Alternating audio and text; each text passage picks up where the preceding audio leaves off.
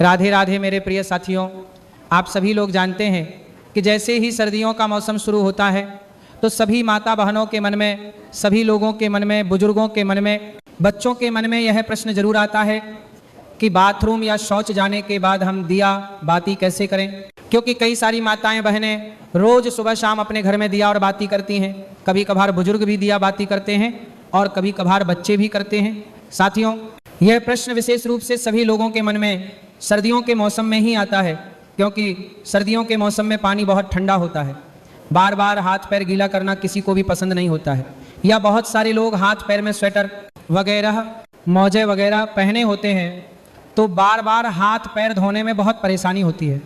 इसी के साथ में सुबह तो पूजा पाठ में किसी को परेशानी नहीं होती, क्योंकि सुबह तो सभी लोग स्नान करके ही अपने घर में पूजा पाठ करते हैं। क्योंकि सुबह तो पूजा पाठ में हमको सीधा स्नान करके पूजा पाठ ही करना रहता है, उसके बाद हम लोग अपने काम करते हैं। पर प्रश्न आता है शाम के समय में, क्योंकि शाम होने तक सभी लोग अपने कामों में व्यस्त रहते हैं और पूरे दिन भर में आप लोग बाथरूम कई बार जाते होंगे और कुछ लोग पूरे दिन भर में कभी कभार शौच भी चले जाते होंगे। तो आपके मन में यह प्रश्न जरूर उठता होगा, क्या हम लोग अगर पूरे दिन में कभी भी बाथरूम या शौच चले गए हैं तो क्या उसके बाद हम लोग शाम के समय में घर की दियाबाती कर सकते हैं?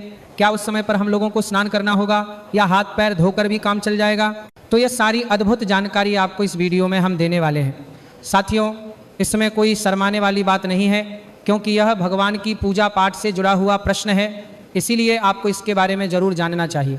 यह प्रश्न है आपको सिर्फ और सिर्फ सर्दियों के मौसम में आएगा, क्योंकि इस मौसम में शुद्धता का ध्यान रखने में, बार बार हाथ पैर धोने में, स्नान करने में लोगों को परेशानी होती है, क्योंकि पानी बहुत ज़्यादा ठंडा होता है। देखिए साथियों, आपने सुबह एक बार अपने घर में दिया बाती कर लिया, मंदिर में जाकर भी अगर आप दिया बाती करते हैं तो आप सीधा स्नान करके पूजा पाठ या दिया बाती करते हैं, तो सुबह तो किसी को कोई परेशानी नहीं रहती है। पर सुबह के बाद में आपके पास पूरा दिन रहता है और फिर शाम का समय आता है। साथियों, आप शाम होने तक बहुत सारे लोग पूरे दिन भर में बाथरूम जाते हैं, कुछ लोग शौच भी जाते हैं, तो यहाँ पर आपके मन में अशुद्धि आ जाती है, यानी कि आपका शरीर उस समय पर अशुद्ध हो जाता है जब आप बाथरूम या शौच जाते हो। इसके बाद अब आप अपने घर में सीधा दिया बाती करने के लिए नहीं जा सकते। तो आखिर कौन सा वह नियम है जिसका अगर आप लोग बाथरूम या शौच जाते समय पालन करेंगे तो आप अशुद्ध नहीं होंगे बल्कि शुद्ध रहेंगे और शाम के समय की दिया बाती बिना स्नान किए कर सकेंगे? साथियों, सबसे पहले यह जो नियम है विशेष रूप से माताएं बहनें इसका पालन करें, क्योंकि ज़्यादातर घर की माताएं बहनें ही शाम के समय की दिया बाती करती हैं। साथियों, सर्दियों के समय में आप पूरे दिन भर में जब भी बाथरूम जाती हैं तो उस समय के लिए सबसे पहले आप नियम सुन लीजिए, उसके बाद हम आपको शौच का नियम बताएंगे। सुबह स्नान करने के बाद, पूजा पाठ करने के बाद आप पूरे दिन भर में जब भी बाथरूम जाती हैं तो आप लोगों को बाथरूम से आने के बाद मात्र 3 काम करने हैं। यह 3 काम करने के बाद आप शुद्ध रहेंगे और शाम के समय की दिया बाती भी कर सकेंगे।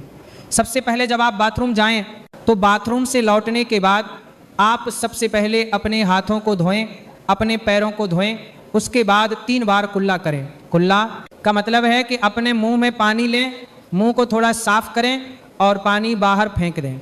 यह प्रक्रिया आपको 3 बार करनी होती है, मतलब 3 बार कुल्ला करना रहता है।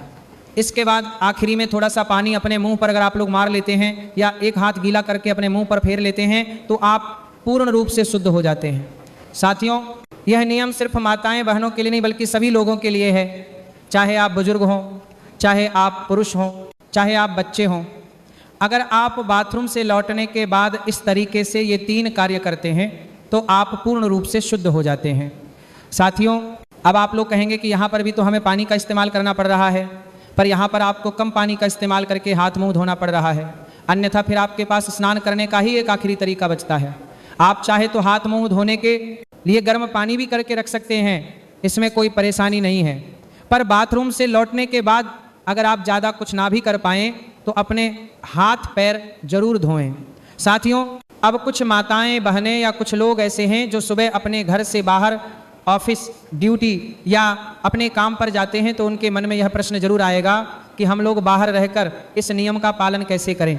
तो साथियों, अगर आप लोग बाहर काम करने जाते हैं, ऑफिस या ड्यूटी जाते हैं, तो उस जगह पर आप इस नियम का पालन नहीं कर पाएंगे, क्योंकि उस समय पर आप पैरों में मोजे और जूते पहने होंगे या वहाँ पर आपको वैसा स्थान ना मिले कि आप अपने हाथ मुंह धो सकें।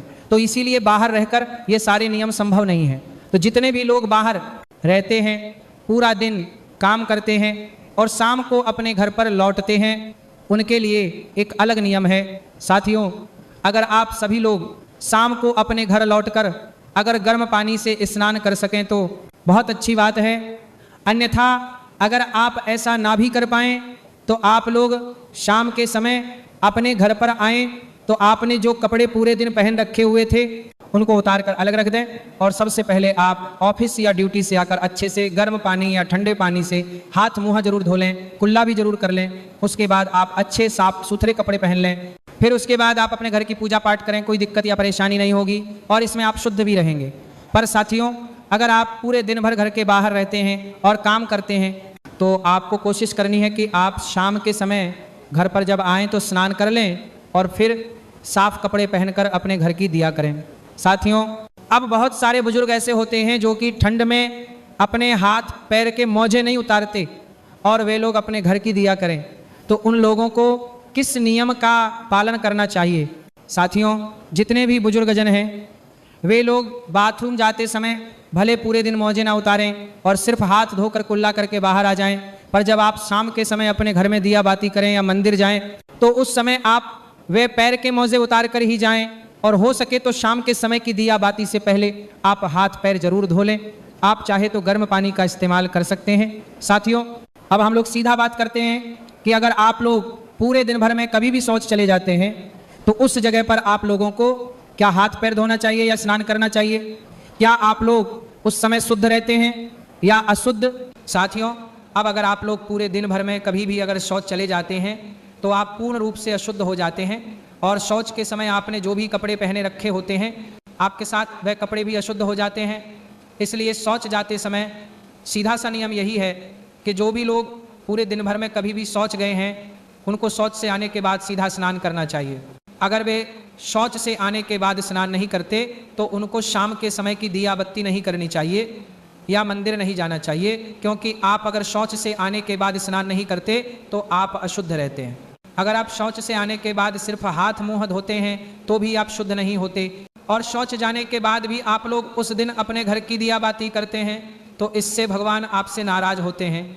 या मंदिर भी जाते हैं तो ऐसा भी आपको नहीं करना चाहिए। साथियों, यह नियम सभी लोगों के लिए है, इसीलिए पूरे दिन में जब भी आप शौच जाएं तो आपको उसके बाद स्नान ही करना चाहिए, तभी आप शुद्ध होते हैं। या अगर आप इतना ना कर पाएँ सर्दी होने के कारण तो उस दिन आप अपने घर की दिया ना करें या मंदिर ना जाएं, उस दिन आप किसी और से अपने घर की दिया करा लें। साथियों, यहाँ पर प्रश्न ये आता है कि सर्दियों के समय ज़्यादातर लोग मोटे मोटे कपड़े या स्वेटर वगैरह पहने रहते हैं, तो अगर वे शौच जाते हैं तो इतनी सारी चीज़ों को धोना संभव नहीं है, तो वे क्या करें?